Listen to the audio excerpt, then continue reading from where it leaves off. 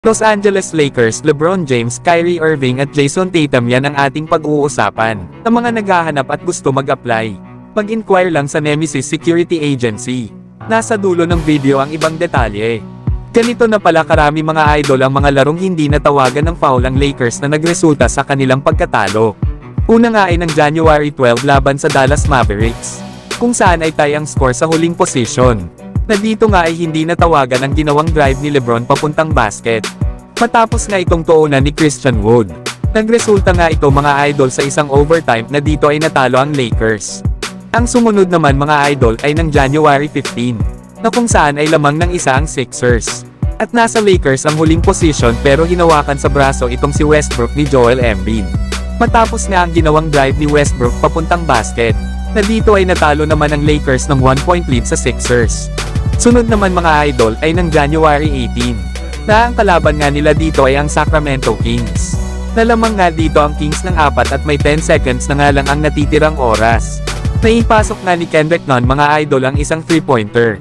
Pero foul sana dun si De'Aaron Fox pero hindi naman ito tinawagan ng foul ng referee.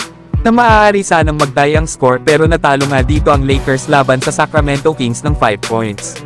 At ang pinakahuli nga ay itong laban nila sa Boston Celtics. Tie nga dito ang score sa 105. At nasa Lakers ang last ball position matapos nang gumawa si LeBron ng pag-atake papuntang basket. Ay nahampas naman ni Jason Tatum ang braso ni LeBron dahilan para hindi ito makashoot. Pero kahit kitang-kita naman na may contact sa play na yun mga idol, ay hindi pa rin tumawag ng foul ang referee sa ilalim. Kaya naman nauwi ang laro sa overtime. Dito na nga nag-take over ang Boston Celtics at sa huli ay natalo ang Lakers. Kaya ang dami talagang no calls na nangyari sa Lakers. Kaya kung sakaling naging pabor sana sa Lakers ang mga tawag at nanalo sila sa 4 na games mga idol, ay nasa pang 4th seed na sana ang Lakers sa ngayon. Dahil meron sana silang record na 27 wins at 23 losses. Kaya napakalaki talaga ng naging epekto nito sa record ng Lakers sa standings. Na ngayon nga ay nananatili pa rin ang Lakers sa pang 13 seed sa West, na may kasalukuyang record na 23 wins at 27 losses. Pero kayo mga idol, ano ang masasabi nyo dito? Samantala mga idol, grabe naman si Kyrie Irving, tinalo pa si LeBron James pagdating sa points per game sa 4th quarter. Dahil sa dalawang sunod na season ay si Kyrie lang naman ang nangunguna sa stats na ito. Ito nga ay matapos itong magkaroon ng 9.4 points per game sa 4th quarter. At nasa pangalawang pwesto nga lang mga idol itong si LeBron James, na merong 8.9 points per game. Ang pangatlo naman mga idol ay si Giannis Antetokounmpo, na meron namang 8.6 points per game.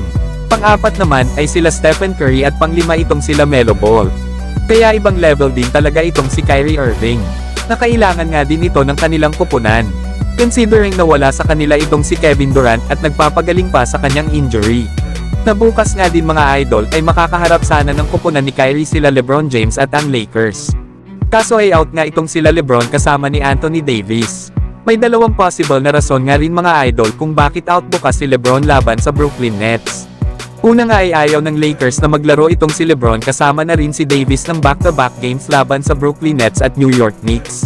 At ang pangalawa nga mga idol ay gusto ng Lakers na ma-break ni LeBron ang all-time scoring record ni Kareem Abdul-Jabbar sa kanilang home court. Siyempre mga idol ay gusto masaksihan ng mga Lakers fans ang historic na pag-break na yun ni LeBron sa record ni Kareem. Isa pa mga idol ay malaki ang kikitain ng Lakers dahil sa mahal ng tickets. Kaya possible na yan ang dahilan kung bakit pinagpahinga nila ito sa laban nila sa Brooklyn Nets bukas. Kung titingnan kasi ang mga numerong nagagawa ni LeBron sa kada laro, ay kayang ma-break ni LeBron ang record ni Kareem Abdul-Jabbar sa laban nila sa New Orleans Pelicans.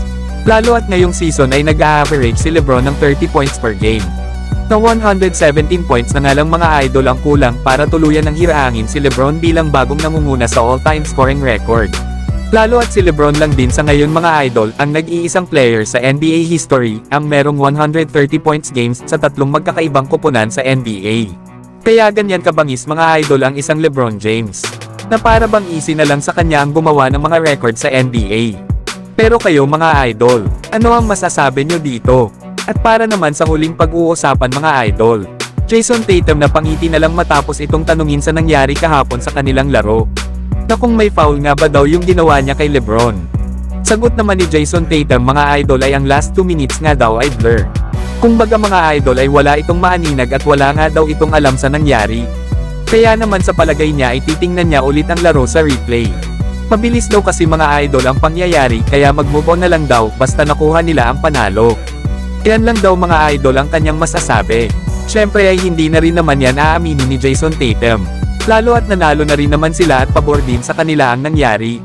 Isa pa ay walang pagkakamali doon si Jason Tatum. Dahil trabaho niya ang maglaro para sa kanilang kupunan para manalo.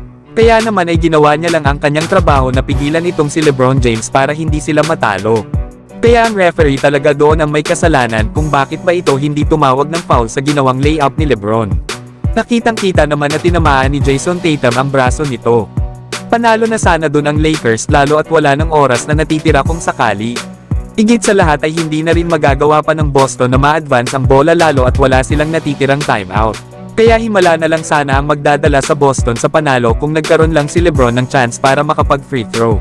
Pero kayo mga idol, ano ang masasabi nyo dito, mag-comment lang. So hanggang dito na lang tayo mga idol.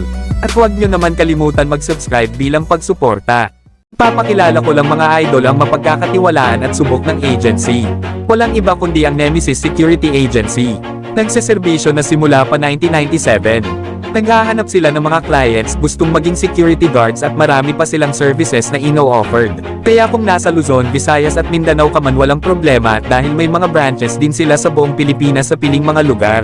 Kaya kung interesado ka mag-inquire lang sa kanilang contact number, email at FB page.